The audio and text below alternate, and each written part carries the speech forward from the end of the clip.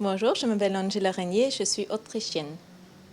À la découverte des pays, aujourd'hui l'Autriche, pays de 8 600 000 habitants, situé au cœur de l'Europe.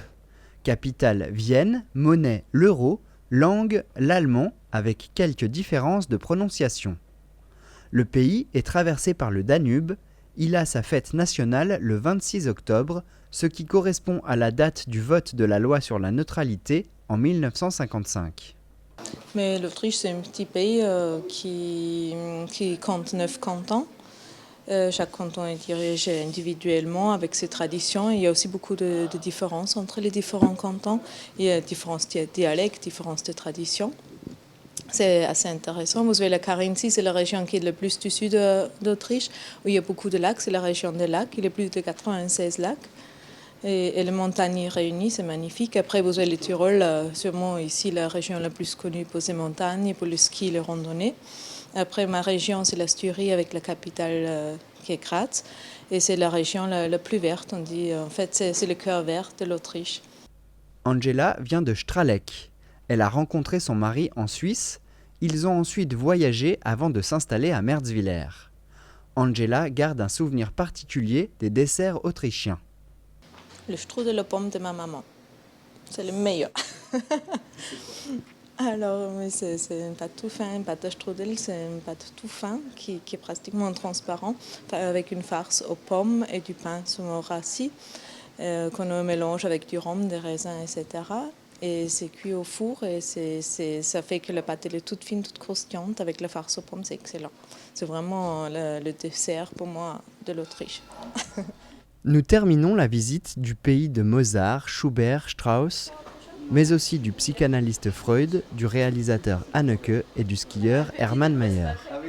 Avant de se quitter, un dernier mot dans la langue maternelle d'Angela. Sie sind bei uns herzlich willkommen in unserem Restaurant, Auberge de Clé in Merzwiller. Es wäre schön, wenn wir Sie bei uns willkommen heißen dürfen und vielleicht bis bald. Pfiat euch! Voilà, vous êtes bienvenus chez nous dans notre restaurant à Merzwiller, à l'Auberge de Clé, qu'on sera ravis de vous recevoir et de vous saluer chez nous. Voilà. Il y avait beaucoup de monde au château du Nouveau Winstein pour l'inauguration des équipements que vous avez déjà pu voir dans un précédent reportage.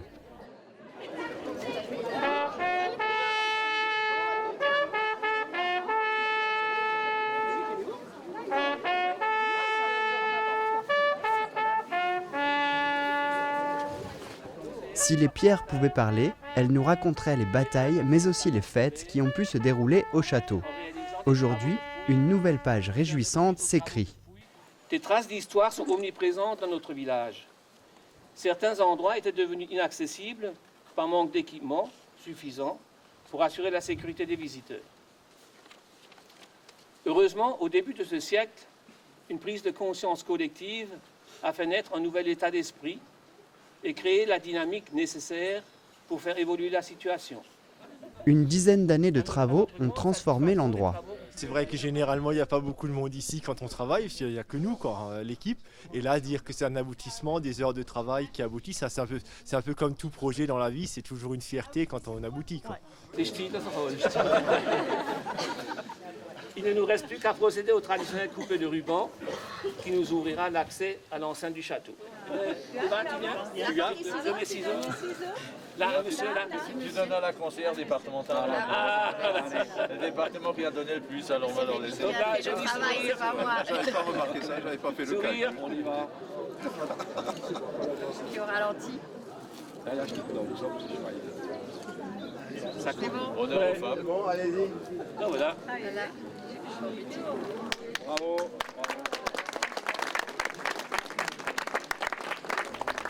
Le propriétaire, les veilleurs de château et les élus parcourent les lieux et apprécient la vue depuis la coursive. Une pratique à faire partager, c'est d'ailleurs le but de ces équipements, développer le tourisme.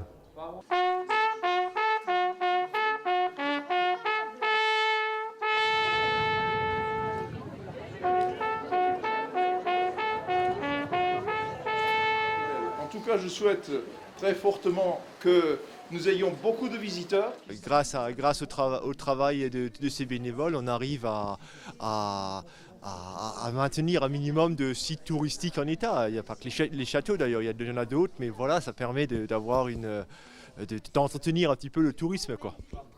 Pour coordonner les différents attraits, un guide du routard spécial Alsace du Nord sera édité. Le château du Nouveau Winstein vaut le détour. D'autres animations sont prévues tous les 1er mai pour les journées des châteaux forts d'Alsace.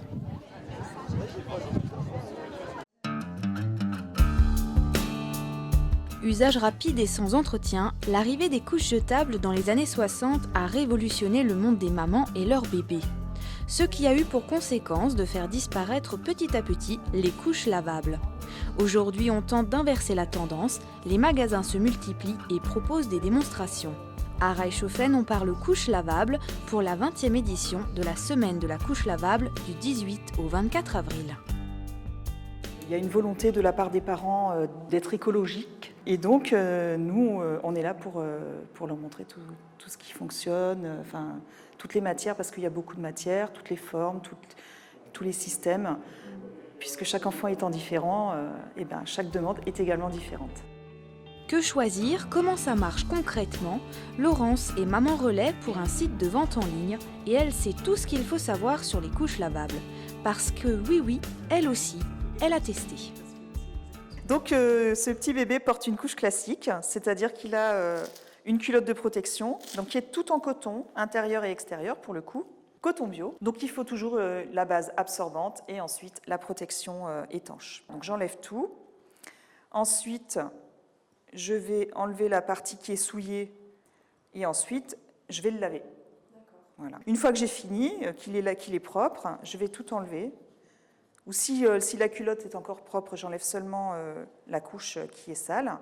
Hop. Je vais la stocker dans un contenant fermé avec un couvercle de préférence pour les odeurs. Et ensuite, je vais lui remettre une nouvelle couche à l'intérieur de sa culotte. Tout absorbant qui dépasse de la culotte va créer des fuites par capillarité. Donc l'idée, évidemment, c'est pas d'avoir des fuites. Il faut savoir qu'au cours des 3 premières années de la vie d'un enfant, on obtient près d'1 tonne de déchets, selon une étude française. Et pour 1 800 € de couches lavables, on utilise un lot de 20 couches jetables pour 400 à 800 €. En général, ce qui convainc les parents, c'est le côté réutilisable, quoi. C'est vraiment ça, couplé aussi au côté économique, parce que c'est quand même très économique, il faut quand même l'avouer, hein. Donc on est quand même depuis quelques années dans un mouvement qui va en faveur de la préservation de la planète. Donc là, c'est vraiment la meilleure manière pour agir, puisque le volume de couches jetables pour un enfant de 0 à 2 ans et demi, 3 ans, c'est quand même c'est énorme. Je pense que c'est la moitié de cette pièce en fait, facilement. Alors que la même chose en lavable, c'est maximum ce qu'il y a sur la table, et encore, hein, maximum.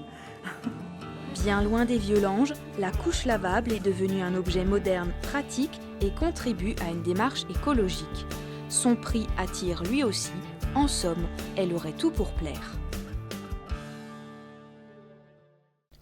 Pour les Autrichiens, ce 24 avril ressemble au 21 avril 2002 en France. L'extrême droite de Norbert Hofer est arrivée en tête aux élections présidentielles avec plus de 36,7% des voix, éliminant ainsi les partis habituellement favoris. C'est donc lors d'un duel extrême droite écologiste que se disputera la présidence de l'Autriche le 22 mai. Ce pays, nous vous le présentons tout de suite grâce à Angela. Pendant la pause déjeuner, alors que les uns se détendent, d'autres recherchent des idées pour leur prochain numéro d'Actu Munch, le journal des élèves du collège de Niederbronn-les-Bains.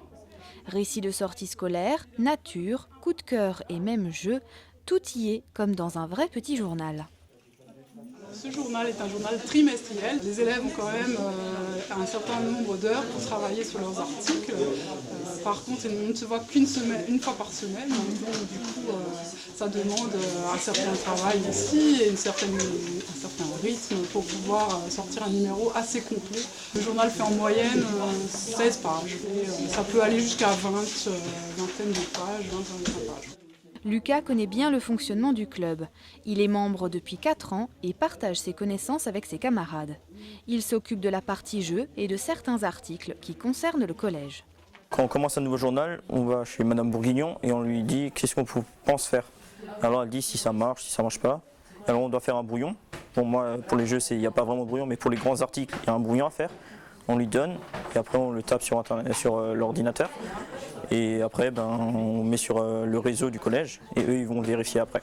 Madame Bourguignon et Monsieur Miller, prof de français, ils corrigent les articles après. Et après, chacun des deux met en forme le journal pour que tout soit correct. Une fois les sujets prêts et le journal tiré en plusieurs exemplaires, les élèves créent des chevalets et passent à la distribution du dernier numéro. Toujours très attendu, le prochain numéro sortira courant juin. Le journal sera prochainement disponible sur le site de la mairie de Niederbronn-les-Bains et consultable par tout un chacun.